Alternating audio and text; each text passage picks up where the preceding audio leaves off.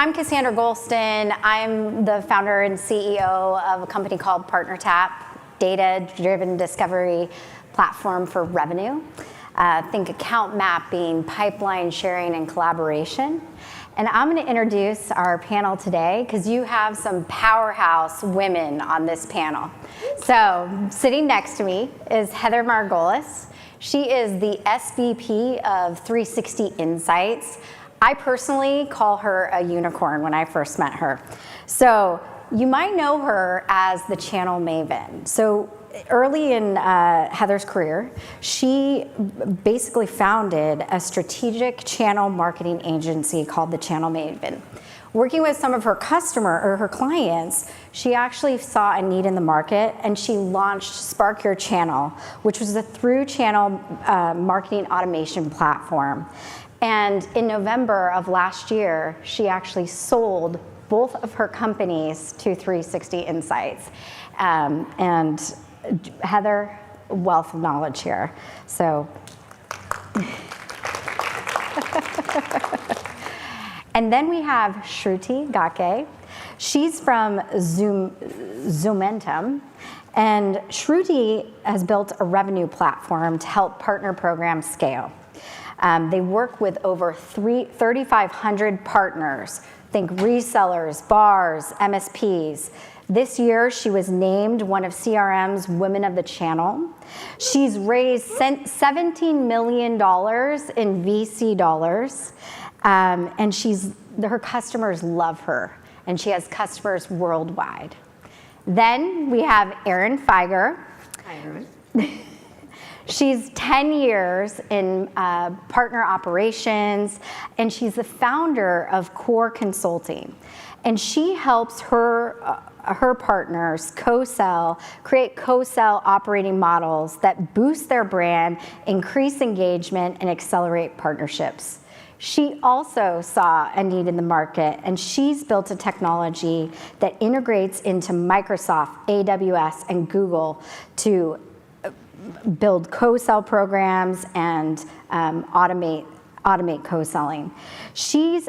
Her platform has driven 25% of all the Microsoft co-sell revenue. That's running through her platform today. Okay, so we're gonna kick off. So our first question. When driving revenue with partners, what are the top 2 things that teams should be thinking about? I always say partners will never do anything if it doesn't directly benefit their business. So make sure, however you're trying to drive revenue, whatever requirements you're putting on them or enablement you're providing to them, make sure that it actually benefits their business. The second one I would say is make sure you're listening to your partners and understanding what they need, where they are, and what motivates them. Well, Is the mic working? I guess not. Here. It's fine. It was? Close. Yeah. Okay. I'll say the same things, right? Like invest in partner success, because if they don't make money, they don't care about anything. And make it easy for partners to work with you. They're working with maybe 10, 20 other vendors, and how do you stand out, or how do you get the mind share?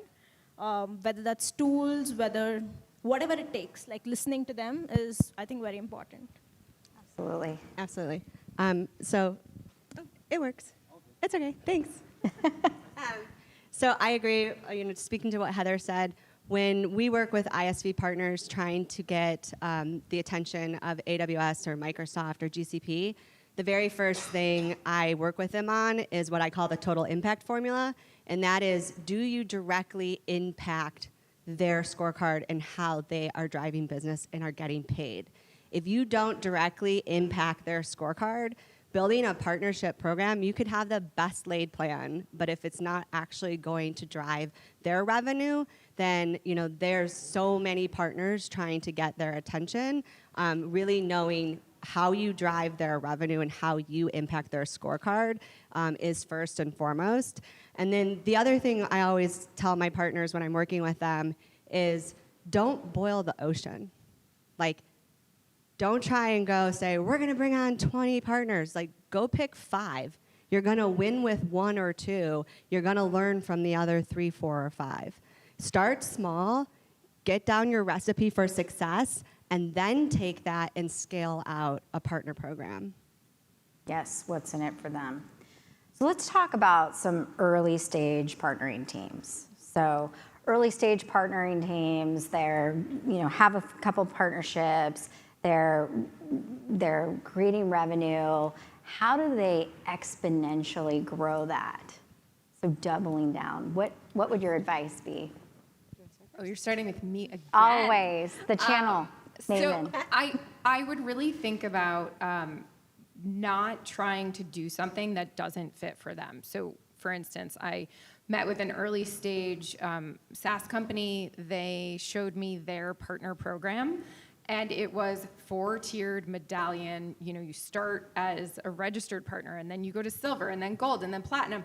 And at that stage in your business, you're more excited about the relationship than they are. So really make it about them. Don't put a lot of hoops in front of them that they have to jump through.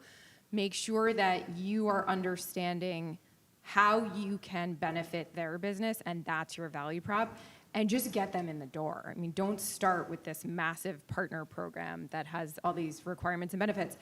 In my day, way back when, I built programs at EMC and Dell, and like we were the names in storage and hardware, and we could ask a lot of them. Now, Dell EMC doesn't ask as much of their partners as they used to. So there's more in it for you than there is for them. You need to know that. Yeah, I mean, think of like how you're building your sales team initially, right? Like you don't go after 10 of them immediately. You'll hire 1 or 2, figure out what the motion is, and then expand. I don't know why you should think of partners differently, whether it's from process, tools, number of partners also. So perfecting that first few partner persona so you can expand later is going to be more important. Yeah, so for us, when we're working with ISV partners that are just starting to do a partnership with their cloud provider, I always tell them we need to go slow to go fast, which means do your homework first. Take your time, understand your total addressable market, and then is that total addressable market, like those customers, are they managed by Microsoft? Is that a space that AWS is really good at? Is that a space that GCP is really good at? Really do the analyzing of your total addressable market, and then take those customers to those specific hyperscalers and be very prescriptive in how you start to co-sell and build a co-marketing and a co-sell motion with them. Awesome. Heather, you had an awesome story yesterday. I would love it for you to share. I can't remember. And then we drank Let all that wine. me tee you off. Let me tee you off. So talk about the customer that came to you and they just started building out their partner program. They wanted to hit hit revenue. That story. And what was your advice? I mean, what is realistic? So how quickly can we drive revenue? How many of you are partner leaders at a company where you're sort of reporting up to the board? Like the board is dictating what you should be doing? A handful. You need to understand what's realistic. So I'll go around the story. Asking you to produce 10% of the company's revenue in 6 to 12 months is not going to happen if you don't have a partner program today. You just need to be realistic. It takes partners 3 to 6 months to really get enabled and ramped up, and then they're still going to be opportunistic. So you're not like, all right, I have 100 partners, and in 3 to 6 months, they're all going to have a deal. They're all going to have a deal if a customer comes to them with the need that is directly solved by your product. So you just need to be super realistic about how you're building out your pro forma as a channel organization and what you're going to be able to hit as far as goals are concerned. Yeah, I always tell, that's one of the number one questions, right? Is like, okay, when should we see it working? Or like, what are the realistic goals and metrics? And it's like, it's gonna take you 6 to 12 months to just start to feel that it's starting to work, right? And that this is a journey, and you're constantly evolving it.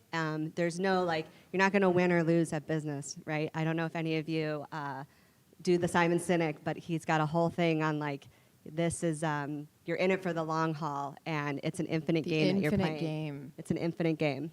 So It's my you favorite should, your book, goals everybody. should be realistic around that as well. Awesome. So how do you actually drive revenue through your partners, regardless of their starting point? So I like to say with, because when you say through, I picture like a spear going through their heart, and you're like, thanks for the revenue. I think it's very much with. It's how can 1 + 1 = 3? It's ensuring that you are motivating them, not on the sale, but on the behaviors that get to the sale. So for those of you, this is where the 360 Insights pitch comes in really subtly. If you're using an incentive program, you don't just incent the sale, because then all they're focused on is the sale. The customer didn't have a good experience, the partner forgot how they got there, and it's not repeatable. But if you can help the partner through marketing and demand gen and digital advertising and ensuring that they're communicating to their partners and they're providing the right materials, and you're incenting them at each step of that, then they build the habit and it becomes repeatable. So then they feel like you're the type of company they really want to partner with and can build a future with. Well, yes, intent and investment and long term, I'd say like 12 months is the very least you should give it, and maybe 24 months is more realistic. But through that process, how do you fit into how they're doing their business, right? Like you cannot have something so offbeat and you expect yourself to be the center of their universe? No. And if you're all believing in SaaS as a wave and that many and many more products are going to be sold through them, then you have to be a part of the stack. So how do you make it easy for them to work with you? Like we all see Microsoft, right? Like they've made it so easy for partners to work with them. How do all of us do what Microsoft's doing? Awesome. I have one specific question for you, Erin. Bring it. So you have worked with partners and they have become the #1 co-sell partner with Microsoft. So what is the prescription? Can you share some of it with the audience? The recipe for success? Yes. You work with Erin. I mean, you have to do it with me. Honestly, I think what gets partners to be the #1 partner with Microsoft is you are dedicated and you're consistent in your delivery and you keep at it. So going back to the infinite game kind of mentality, you need to have that mindset. You need to be dedicated. You need to create a cadence and a rhythm and just keep at it and slowly just build on top of it. And that it takes tiny little actions, and over time, those tiny little actions all add up and will land you that big reward of being #1 at co-sell. And then from there, it doesn't stop. Once you're #1 at co-sell, you got to take that and leverage it to go do the next thing, go be more strategic, go get in front of more sales leadership, go expand into other areas. So really leveraging that so that you can continue to keep that momentum going. But it starts by figuring out your cadence and just starting to create that drumbeat inside of Microsoft and constantly staying in the forefront. Awesome. Okay, we're going to turn to some challenges. So, what are a couple challenges, the top challenges that you see when working with some of your customers? How long do we have? Like another hour and a half, right? So I think the biggest one, has everyone seen Up? You know, the dog in Up where he's like, squirrel? That's your partner. Your partner could be dedicated to your product, and then a customer says, hey, do you know anything about this other product? I think we're about to buy it. And all of a sudden, they're like dedicated to that product. So it's keeping them, you'll never keep them loyal, but if you can at least keep their attention and make it easier to do business with you than that competitor, then you'll really be able to keep the partners. I think the other challenges we see, if you are an earlier stage SaaS company, all those things I mentioned, you should incent, like communications to your partners and having them leverage social and having them drive demand and do email campaigns and events and all of that. How many of you are a team of one? Yep. Yeah. Do you like your family, or are you like, okay, never seeing them? So I think that's the biggest challenge. The earlier stage you are, the fewer resources you have, but the more you need those resources to get in front of your partners. So figuring out a way to scale that.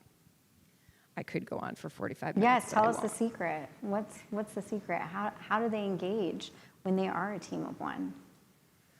Oh man, I mean, bite off what you can, leverage resources. The partnership leader Slack, I'm in that channel all the time because I no longer get to talk about channels. Like, I'm now leading marketing at a company that does incentive management. Ask your peers, ask your colleagues, ask people who have done it but aren't doing it anymore, who just want to talk about how it works. It's different for everyone. It's so hard to answer that question in It's a good. soundbite. Go to your community. I think that's great. The Channel Maven blog is still alive. Like, there we go. We did not take that down. There is a wealth of information in there. Awesome. What I hear from vendors really is they'll say we have 500 partners, 800 partners, but maybe 8 are active. And so how do you actually make the others successful? Even like 10% of them moving into active partners is a lot of revenue dent. So not ignoring the long tail and investing like in partner behaviors versus just the revenue becomes important at that point, because that will translate into revenue, and partners expand, right? They sell into one, they'll sell into many more. So you have to see the long term there, but that's the challenge. What's the secret to getting more partners to transact? If I can plug in Zomentum here, be where your partners are and don't ask them to come to you to do business. Go Perfect. where partners are. Perfect. That's great advice. So challenges on my side with the partners that I'm working with and hyperscalers is don't spray and pray. Like you've got to really, like we use PartnerTap to really understand where do we have alignment. And our time is our biggest villain in this room for all of us, no matter what you're doing. And so how do I help ISVs figure out where they should be spending their time as they're trying to partner, either partner to partner or partner with the hyperscaler? We got to go figure out where you have concentration, where you have opportunity, and then go spend our time wisely. And then the second challenge to that is own your story. Right? You put your data in their tools, you're part of their program, and you're like, but why don't you see me? Or like, I did this thing for you yesterday, or I had these wins the other day, and that happened last month or 3 months ago, right? And now we're 4 months later. Own your story. So continue to, in your materials, your enablement materials, as you meet people, tell them the story that you want them to know. And when they go back in their tools, because they all have them, they're going to go back and validate your story. They'll see all that data, right? And so they'll be able to go, oh, okay, that story's true. The data tells me that. And so now you're not just relying on, well, I did all these things you told me to do, and I show up in your tools this way, and you're getting them to tell your story. They're making up that story on like what all this data means. Or you own your story and you tell them what that data means in their systems and why you are a great partner and how we can do more together. Great. So I'm going to have everybody on the panel leave with a final thought, and then we'll open it up to But questions. I'm going to go last this time. Okay. And You're she's right gonna go next to me, first. so I have to. I look to my left. Invest in partners. Absolutely. That's the one thing I'll say, nothing else. Commitment. Perseverance. It is worth it. It works out. It's just you're pushing a boulder up a hill, and it's square shaped. And there's 4 peaks. And you have no shoes on. And there's it's 4 icy. false summits. But look around this room, because these are all your peers and everyone is going through this. I literally call myself a recovering channel professional, because it was like major to leave that and start Channel Maven, and then to leave Channel Maven and start a new career. You ran 2 companies at the same time. That was It's pretty stupid. amazing. During the pandemic, raising money with 2 kids under 3. I'm fine. There's no, really, it's okay. Okay, so we'll open it up if there's any questions for this lovely panel.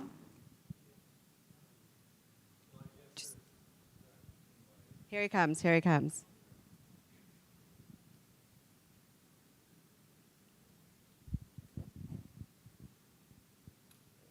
Is it on? Yeah.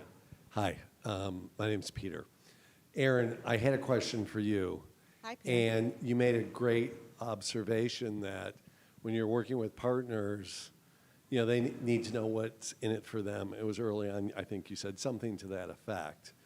So there are some really big ISVs with big channels that do not incentivize their AEs to work with partners in any way. So you got any secrets there that you can share with the audience on how you overcome that? I mean, So I just want to really make sure, I'm curious. going to repeat the question back to you, make sure I understand it. So I'm an ISV, and I need to incent my own sellers to partner more with my internal partner community. So no, yeah. So let's say it's Microsoft, okay? Okay. And I'm going to add a question because Yeah. we'll pivot to Microsoft. So Microsoft has a lot of field-facing personas. I'd love to understand what are the right ones in your opinion.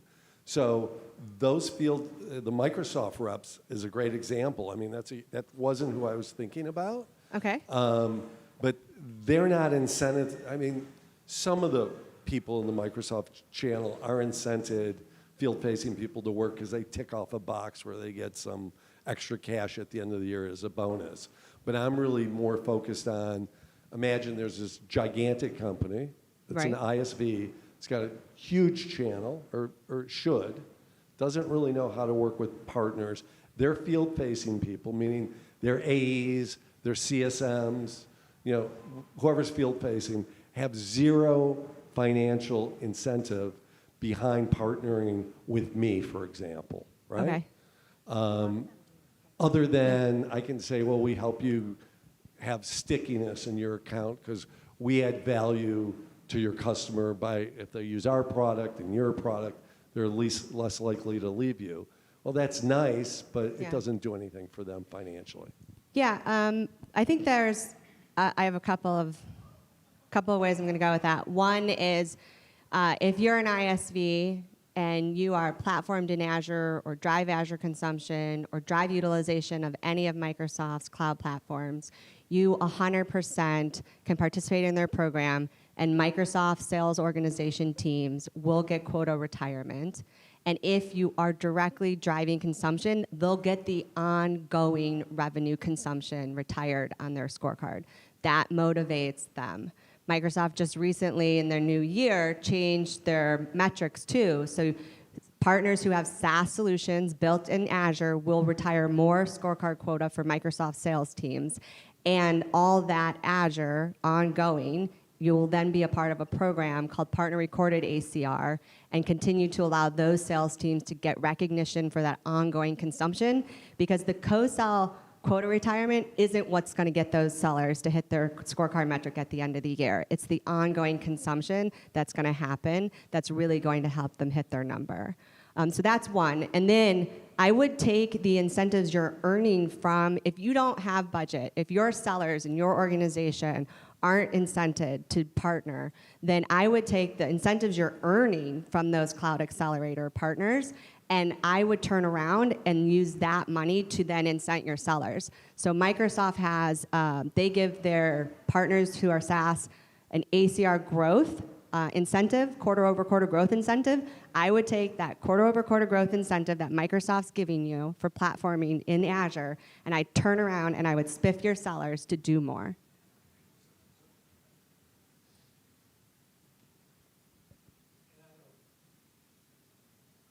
Up other people's We can talk opportunity. later. Yeah, no, but I was just really getting Yeah. at forget about Microsoft, they're huge, that Sure. their sellers, not their partners, their Their field sellers. people, they don't get any incentive. How do you A overcome lot that? No, of they do. companies, some of our clients at Channel Maven and 360 Insights do pay their direct sellers more if they sell with a partner. Their commission, not incentive, their commission is actually higher if they go with a partner. Yeah. Thanks, everyone. Thank you, guys.